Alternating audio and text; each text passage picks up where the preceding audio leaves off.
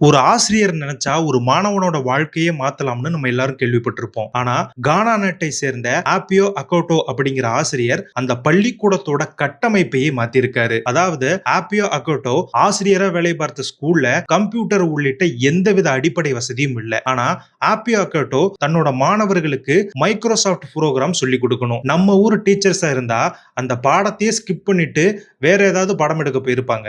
ஆனா ஆப்பியோ அகோட்டோ எப்படியாவது தன்னோட மாணவர்களுக்கு மைக்ரோசாஃப்ட் புரோகிராம் சொல்லிக் கொடுக்கணும்னு முடிவெடுத்து ஒட்டுமொத்த எம்எஸ் வேர்ட் இன்டர்ஃபேஸையும் தன்னோட கையாலேயே பிளாக் போர்ட்ல வரைஞ்சு பாடம் எடுக்கிறாரு. யாரோ ஒரு புண்ணியமா இத போட்டோ எடுத்து சோசியல் மீடியால போட அவரோட கிரியேட்டிவிட்டி வைரல் ஆகி உலகளாவிய கவனத்தையும் ஈர்த்து அந்த ஸ்கூல்ல கம்ப்யூட்டர் லேப் அமைக்கவே டொனேஷன் கிடைக்குது. இன்னைக்கு அந்த ஸ்கூல் ஸ்டூடெண்ட்ஸ்க்கு தரமான கல்வியும் கிடைக்குது. நம்ம கிட்ட இல்லாத ஒரு விஷயத்தை பத்தி கவலைப்படுறதை விட இருக்கிற விஷயங்களை நல்ல முறையில பயன்படுத்தினா நம்ம நினைக்கிறது கிடைக்கும் அப்படிங்கிறதுக்கு இந்த சம்பவம் ஒரு உதாரணம். என்கிட்ட அது இல்ல இது இல்லன்னு புலம்பிக்கிட்டு இருக்கிற உங்க நண்பர்களுக்கு இந்த வீடியோவை ஷேர் பண்ணுங்க.